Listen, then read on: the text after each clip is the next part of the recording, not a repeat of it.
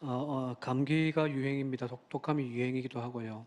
오늘 승가제가 많이 빠지신 이유도 감기 때문에 빠지신 분들이 많은데, 하여튼 마스크 잘 쓰시고요. 다른 방법 없잖아요, 그죠? 손발 꼭 잘 쓰시고, 잔소리 같지만 이 겨울을 또 건강하게 보낼 수 있기를 바랍니다. 우리는 지금 결실에 또 감사의 계절에 맞추어서 은혜에 대한 주제로 함께 말씀을 나누고 있습니다. 어느 한 구석이라도 그 하나님의 은혜와 자비를 받을 아무런 이유도 조건도 없는 우리들이지만, 저 모비보셋이 이야기했듯이 죽은 개와 같은 나를 또 선택해 불러주시는 그 사랑과 은혜, 우리는 그 은혜에 살아가는 존재들입니다.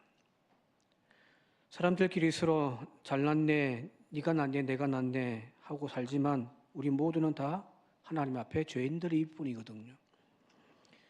우리 모두가 저 무비보셋과 다를 바가 없단 말입니다. 어디 구원받을 만한, 하나님의 자녀가 될 만한 충분한 조건 하나도 없는 우리들이지만, 그러나 여기 나와 앉아 있는 것도 바로 그 하나님의 은혜 때문입니다. 이 은혜 받아 살아가는 사람들, 그 은혜를 깨닫고 사는 사람들의 특징들이 있단 말이에요. 지난 시간에 나눴던 말씀은 바로 그 은혜를 고백할수록, 그 은혜를 깨달을수록 우리에게 나오는 삶의 하나의 고백이 있다면 그것은 바로 감사이라는 거예요. 감사할 수밖에 없잖아요. 그죠? 내가 누려왔던 모든 것들이, 내가 지나왔던 그 모든 시간들이 당연한 것이 아니라 은혜라고 우리는 고백하기 때문에, 그래서 우리의 입술에는 감사합니다 라는 말밖에 할 말이 없습니다. 내가 열심히 살아서 누리는 복도 아닙니다. 내가 남들보다 더 의롭기 때문에 받는 축복도 아니라는 거예요. 즉 내가 보상으로 받는 상이 아니기 때문에, 그런 가치 없는 우리들이지만 그럼에도 불구하고 주시는 그 은혜이기 때문에 오늘 우리는 그 은혜에 대하여 반응하며 사는 것은 바로 오직 하나, 하나님 감사합니다 라고 하는 고백밖에 없습니다. 이 고백이 오늘 저와 여러분들 가운데, 삶 가운데 충만하길 바랍니다. 불평 그만하고, 어제까지 보니까 이 불평을 할 만한 이유였는데 그것도 또 깊이 기도하면서 바라보니까 그것도 감사하다는 거잖아요. 그죠? 안 그런가요? 첫 번째, 은혜를 아는 사람의 특징은 첫 번째 감사했다고 했고요. 오늘 두 번째, 은혜를 깨닫고 살아가는 사람의 또 다른 하나의 특징을 오늘 사도 바울이 본문을 통해서 우리에게 소개하고 있는데요. 먼저 1절 부터 한번 다시 읽어볼게요. 1절 세 번역으로 읽어보겠습니다. 시작. 그리스도 예수의 종인 나 바울은 부르심을 받아 사도가 되었습니다. 나는 하나님의 복음을 전하기 위하여 따로 세우심을 받았습니다. 이제 한 번도 가본 적이 없는 곳이에요, 로마는요. 그리고 안면도 없는 그런 사람들이 바로 로마입니다. 근데 그 로마 교회에 지금 편지를 보내고 있는 거예요. 그러면서 자기를 소개하는데, 바울 자신을 뭐라고 소개하냐면은 예수 그리스도의 종인 나 바울은 부르심을 받아 사도가 된 사람입니다 라는 겁니다. 전에는 비방자요, 박해자요, 폭행자였던 자신을 말로 형언할 수 없는 그 은혜로 이제는 사도로 세워주신 그 하나님의 사랑에 대한 고백이기도 하죠. 그죠? 자, 여기까지는 바울이 예수 그리스도를 만나서 회심하여 받은 자신의 신앙 고백, 은혜에 대한 일반적인 고백입니다. 바울만이 이런 고백하는 것이 아니에요. 오늘 저와 여러분들 모두가 이런 고백하잖아요. 나 같은 죄인 살리신 그 은혜 놀라워 잃었던 생명 찾았고 광명을 얻었네. 우리 찬양 부를 때마다 그죠? 얼마나 감사해요. 하나님의 사랑에 감동되어 눈물을 흘리며 그 은혜에 너무 감사하여 어떤 사람들은 목사로, 어떤 사람들은 선교사가 되어서 평생 하나님의 그 은혜에 보답하며 사는 사람들이 분명히 있습니다. 내가 목사하고 싶어서가 아니에요. 내가 받은 그 사랑이 너무 커서 내 생애 전체를 위해 던지며 하나님 위하여 살겠다라고 하는 그 다짐이잖아요. 그죠? 굳이 목사가 되고 선교사가 되지 않는다 할지라도 우리는 늘 그 사랑과 은혜를 가슴에 품고 그 사랑의 빚진 자의 마음으로 살아갑니다. 맞나요? 주님의 그 사랑의 빚진 자. 자, 그런데 오늘 여기 이 로마 교회를 향하여서 이어지는 바울의 고백이 그 다음에 14절에 나오는 고백이 조금 생뚱맞은 것이 있습니다. 같이 한번 읽어볼게요. 14절 세 번역입니다. 시작. 나는 그리스 사람에게나 미개한 사람에게나 지혜가 있는 사람에게나 어리석은 사람에게나 다 빚진 사람입니다. 라는 겁니다. 자, 박해자 있던 그 바울이 이제 예수를 만나서 회심하여 하나님의 사도로 부름받았다. 이제 일평생 그 빚을 갚으며 살겠다. 그건 너무 자연스러운 고백이잖아요. 그죠? 전적인 하나님의 은혜에 대하여 오는 반응이다 하단 말이에요. 그런데 지금 이전까지 사람들이 막 쫓아가면서 저것을 가야 행복하다고 했던, 그것을 이루어야 행복했던 그 모든 조건들을 이제 예수 만나고 난 다음에는 다 배설물로 여기고 이제 예수 그리스도 안에서 인생의 참 목적을 찾았던, 의미를 찾았던 그 바울이 이제 하나님 앞에 그 은혜에 대하여 감사하다고 고백할 때에, 자, 물어볼게요. 조금 전에 우리가 고백하기를 저와 여러분들은 아무 자격도 없는데 하나님이 지극히 우리를 사랑하셔서 하나님의 자녀가 삼아 주셨다라고 하는 그 고백 속에는 무엇이 있다고 했습니까? 하나님에게 빚진 자라고 우린 고백하잖아요. 그죠? 즉 우리의 빚진 대상은 누구예요? 하나님이란 말이에요. 그죠? 바울도 마찬가지예요. 바울이 지금 빚진 대상은 하나님입니다. 자신의 일평생을 통하여 갚아야 할 그 빚의 채권자는 하나님입니다. 자신의 생명 다 바쳐 보내야 할 그 대상도 자신을 위하여 십자가에서 죽으셨던 그 예수 그리스도이시죠. 그죠? 자, 그런데 바울은 지금 그 빚을 갚아야 할 대상이 하나님이라고 하지 않고요. 오늘 여기 14절에 다시 보게 되어지면은 헬라인이나 미개한 자나 지혜 있는 자나 어리석은 자나 내가 다 그 사람들에게 빚진 사람입니다. 라고 이야기를 합니다. 뭔가 번지수가 조금 이상하지 않습니까? 은행에 가서 돈을 1억을 빌렸단 말이에요. 그런데 돈을 친구한테 갚겠다고 이야기를 하고 있는 것 아닌가요? 예? 빚은 하나님에게 짓는데 그 빚을 누구에게 갚겠냐고 한다면은 지금 저 친구에게 갚겠다는 거거든요.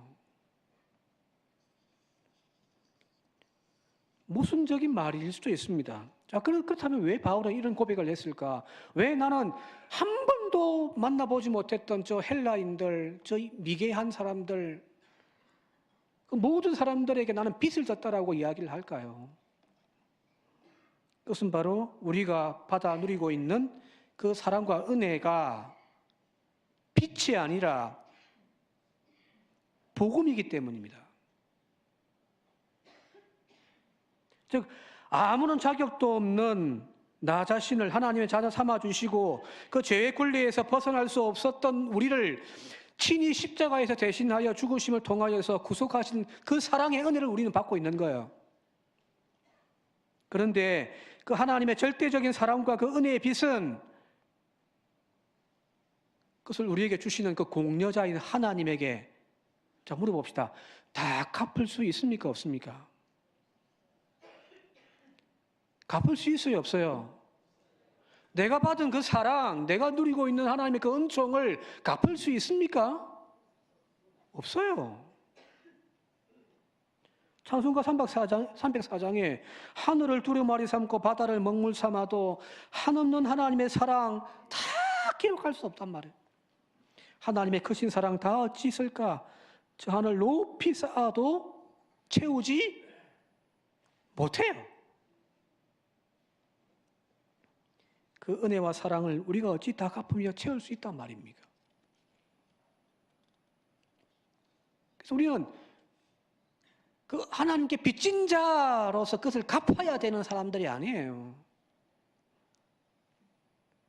하나님은 그 모든 빚을 우리에게 탕감해 주신 분이지.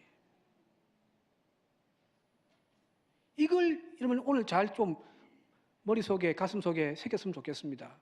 저와 여러분들은 하나님에게 빚이 진 자가 아니라 하나님에게 탕감받은 은혜 받은 자입니다. 이걸 조금 더 쉽게 이해하기 위해서는 예수님의 비유 하나를 좀 소개하려고 하는데요. 마태복음 18장에 보게 되어지면 용서에 대한 이야기를 해요. 용서해라 했더니 베드로가 그럼 몇 번까지 용서해야 됩니까? 7번씩 70번까지 해라. 하신 그 용서에 대한 가르침 뒤에 나오는 이야기가 바로 1만 달란트 탕감받은 자의 비유의 이야기가 나오잖아요. 그죠? 1만 달란트를 갚을 수가 없으니까 탕감받은 거예요. 이 사람이 나가다가 자신에게 100데나니온을 빚진 자를 막 멱살 잡고 했다는 그 이야기. 자, 여기 1만 달란트가 얼마나 정도 될까? 뭐 전에도 한번 말씀해 드렸는데 한 달란트가 6,000데나니온입니다. 한 데나니온은 한 사람의 하루 품삯이 되는 거예요. 1달란트가 6,000데나니온이라고 한다면은 지금 하루 품삯을 한 10만 원으로 잡아봅시다. 10만 원 정도? 그러면은 1달란트가 6,000데나니온이니까 1만 달란트면은 계산 잘 안 돼요. 그 곱하기 10 하면 정확하게 1만 달란트는 오늘날 품삯으로 따진다면은 얼마 정도 되어지냐면은 6조 원 정도 됩니다. 자, 그러면 매일 10만 원씩 갚는다 합시다. 한 달에 10만 원씩 하루에 10만 원씩 벌이면은 한 달에 한 300만 원 정도 벌겠죠. 그죠? 보통 일반 평균 월급이겠죠. 그 월급 그대로 다 갚는 거예요. 자, 그러면은 이 6조 원을 매일매일 10만 원씩 해가지고 일당 다 해가지고 월급을 다 갚는다고 하면은 몇 년 걸릴까요? 예? 몇 년 걸릴까요? 제가 챗GPT한테 물어봤더니 금방 답을 내줘요. 하루에 10만 원씩 매일매일 갚으면은 이 6조 원을 몇 년 만에 갚을 수 있냐면은 16만 4,383일입니다. 자, 16만 4,383일. 여러분들이 100년을 산다고 생각하면은 죽었다 태어나를 1600번을 해야 됩니다. 자, 이게 이제 품삯에 대한 거고요. 자, 금으로 그냥 무게로 환산합시다. 지금 금값이 너무 많이 올랐는데, 자, 한 달란트가 금 30kg거든요. 금 30kg가 한 달란트면은 1만 달란트면은 지금 금 1g 시세가 1g입니다. 시세가 국제 시세가 어제 제가 확인해 봤습니다. 19만 2,700원입니다. 자, 1만 달란트면은 계산하면 얼마가 나오냐면은 저 보이죠? 57억 8천억 원입니다. 57조 8천억 원. 이것도 계산해 봤어요. 하루에 10만 원씩 매일매일 갚으면은 이거 몇 년 만에 갚을 수 있냐 했더니 1, 10, 100, 1000만, 10만, 100만, 150만 8,900년이 걸립니다. 주님 오실 때까지 못 갚아요. 자, 이 달란트의 이 비유의 이야기는 큰 어떤 돈의 가치를 이야기하려고 하는 것이 아니라요. 하나님이 오늘 우리에게 주시는 탕감해 주는 그 은혜란 바로 인간이 그 어떠한 노력으로도 다 갚을 수 없는 은혜라는 이야기예요. 물론 요즘에는 뭐 세계적인 부자는 뭐 이 정도 돈은 뭐 있으니까 뭐 갚을 수 있는지 몰라도 이 당시로 기준으로 삼는다면 인간의 내 어떤 노력으로 갚을 수 없는 것이 하나님의 은혜입니다.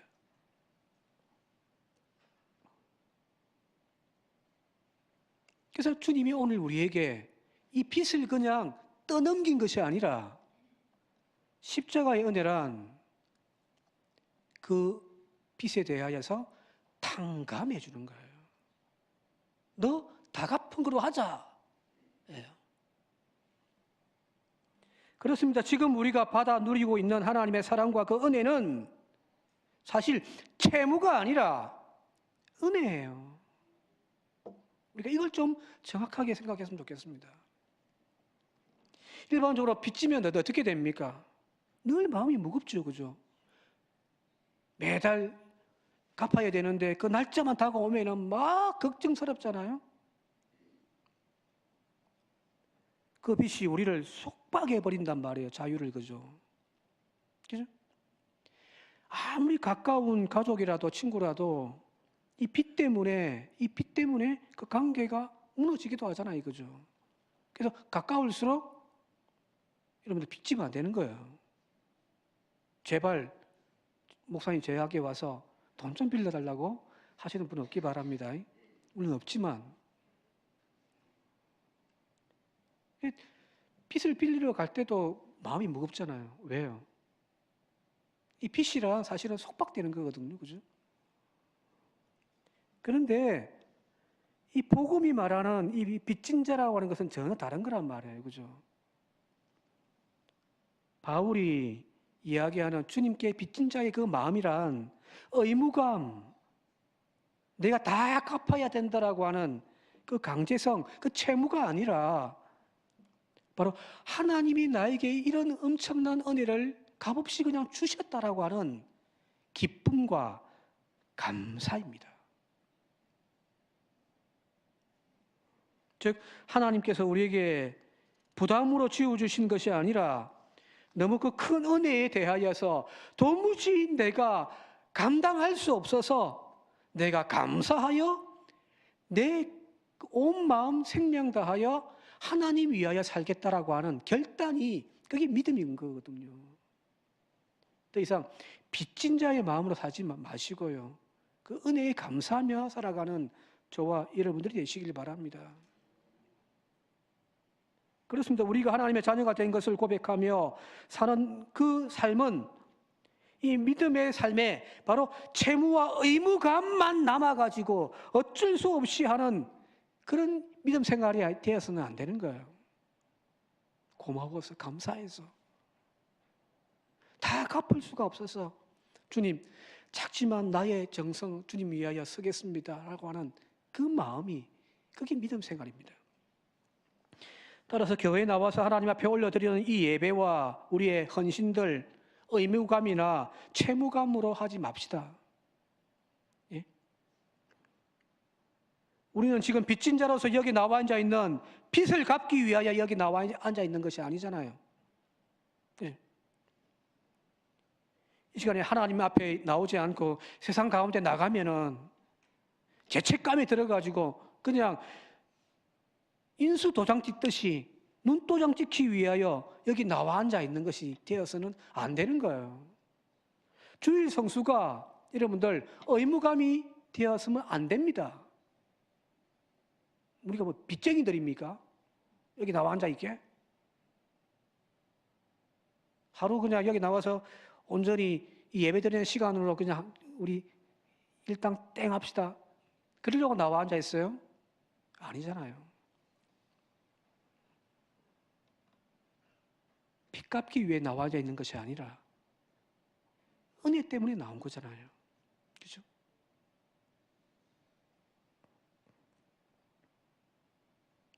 하나님과 우리 사이는 채권자와 채무자의 관계가 아닙니다. 하나님과 그 사랑하는 자녀의 관계지. 하나님께서 이미 우리의 모든 채무를 다 탕감해 주셨어요. 예? 하나님께 빚 갚으려고 하지 마십시오. 지금 우리 손에 들려져 있는 문서는 채무정서가 아니라 모든 빚을 탕감해 준 채무 변제 확인서예요. 더 나아가서 이제는 종이 아닌 하나님의 자녀라고 하는 그 신분을 밝혀주는 은혜의 정서입니다. 그것 들고 우리가 살잔 말이에요. 그러면 하나님과의 관계가 어떻게 하면 빚을 갚지, 어떻게 해야 되지가 아니라 그냥 그 있는 자체로도 하나님께 감사한 겁니다. 그래서 세상의 어떤 자리, 세상의 그 어떤 즐거움보다 하나님과 함께하는 이 시간이 나의 삶의 참 기쁨이요 행복의 시간이라고 고백하는 저와 여러분들이 되시길 바랍니다. 나에게 맡겨진 사명의 자리, 땀 흘리고 수고하고 헌신하면서도 그냥 어쩔 수 없이 갚아야 할 노동이기 때문이 아니라 받은 은혜가 너무 크고 감사하여 나의 이 한 몸 바치겠다라고 하는 그 신앙의 고백으로 드려지는 감사의 헌신들이 되기를 바랍니다. 오늘 이것만 우리가 똑똑 품고 갔으면 좋겠습니다. 따라합시다. 나는 빚쟁이가 아니다. 하나님의 자녀다. 네, 이것만 정확하게 하고 갑시다. 빚쟁이, 빚 갚듯이 신앙생활 하지 말고 즐거움과 기쁨과 감사함으로 합시다. 자, 다시 바울의 고백으로 돌아가세요. 하나님께서 지금 하나님에게서 빚을 탕감받은 이 바울이 지금 뭐라고 고백하냐면은 이제 나는 하나님에게 빚진 것은 아닙니다.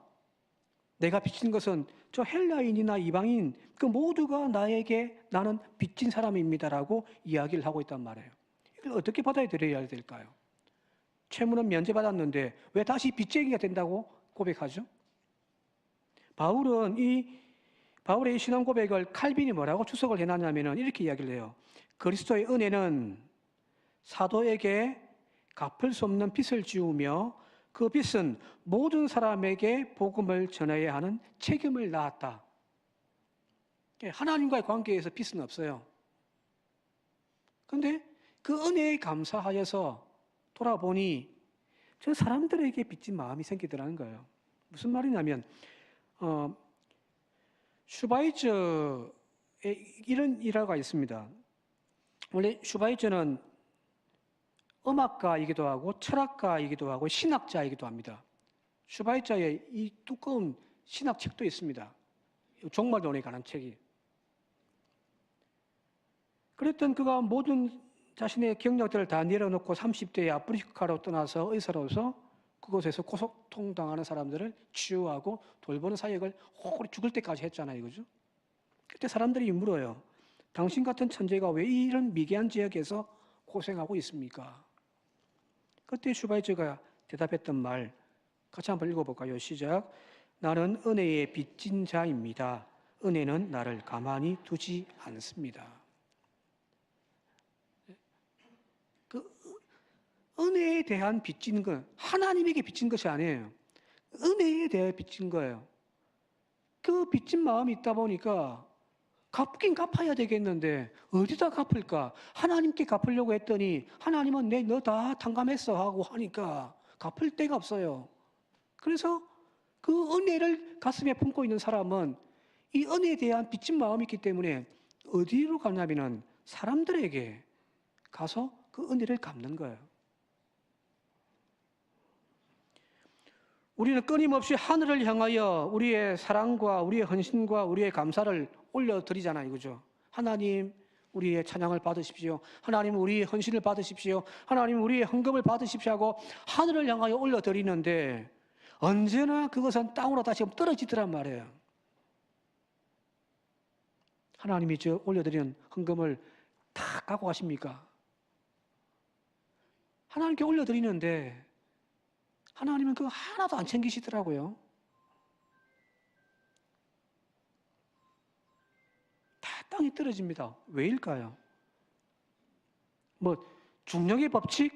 물론 그렇게도 설명할 수 있습니다만은 아니에요. 영적으로 이야기하자면 하나님은 그 받은 것을 다시금 땅으로 되돌리시는 분이기 때문입니다.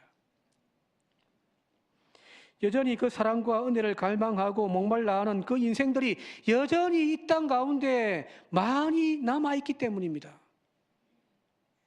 하나님은 우리가 올린 그 감사의 마음을, 그 헌신을 다시금 저 세상으로 돌려보내시는 거예요.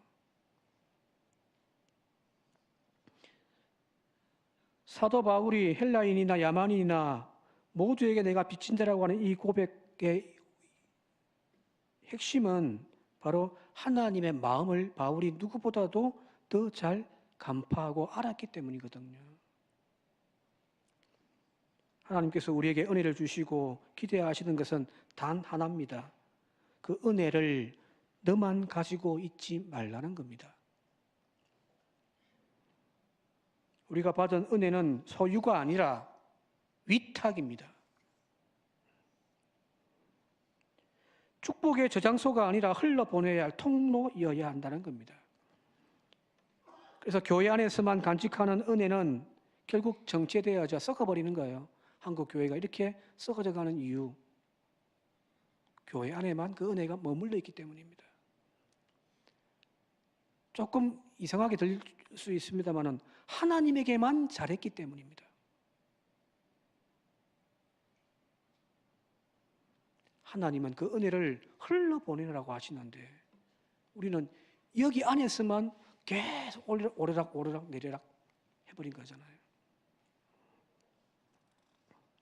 여러분들 하나님의 은혜를 깨달았다면, 그 은혜에 대한 빚진 마음이 있다면 가서 그 은혜를 전하십시오.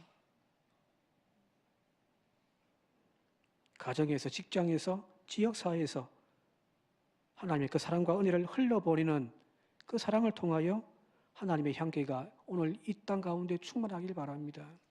아까 우리 예배 전에 찬양했잖아요. 물이 바다 덮음같이 여호와를 인정하는 것이 온 세상 가득하리라.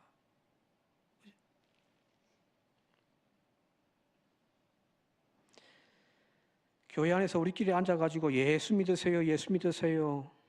예수 안에는 안식이 있어요, 평안이 넘쳐요, 십자가 보혈 믿는 자마다 구원을 받아요, 예수 믿으세요, 예수 믿으세요 하고 찬양 부를 것으로 끝나는 것이 아니라 여러분들 가정으로 돌아가서 저 세상에 나가서 그 예수의 이름을 증거하시기 바랍니다. 정작 우리가 이 노래를 불러야 할 자리는 이 자리가 아니라 아직도 하나님의 그 사랑과 은혜를 알지 못하는 그 사람들이 되는 거 아닌가요?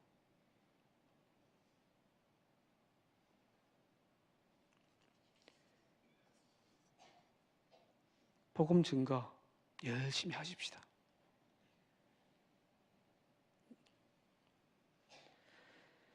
난 예수가 좋다라고 우리가 찬양을 부릅니다. 많은 사람들 참된 진리를 모른 채 주님 곁을 떠나갔지만 내가 만난 주님은 참사랑이었고 진리였고 소망이어서 난 예수가 좋다오, 주를 사랑한다던 그 베드로의 고백처럼 난 예수를 사랑한다오 꼭 나가서 외치고 증거하는 저와 여러분들이 되시길 바랍니다. 그게 우리가 하나님에게 받은 은혜를 되갚는 일이 아니겠습니까? 여러분들 하나님께 잘하려고 하지 마십시오. 여러분들 가정에 있는 남편에게 잘하십시오. 아내에게 잘하십시오. 하나님 아버지에게만 잘하려고 하지 말고요. 여러분들 부모님, 아버님, 어머님에게 잘하십시오. 거기 하나님의 빚을 갚는 겁니다.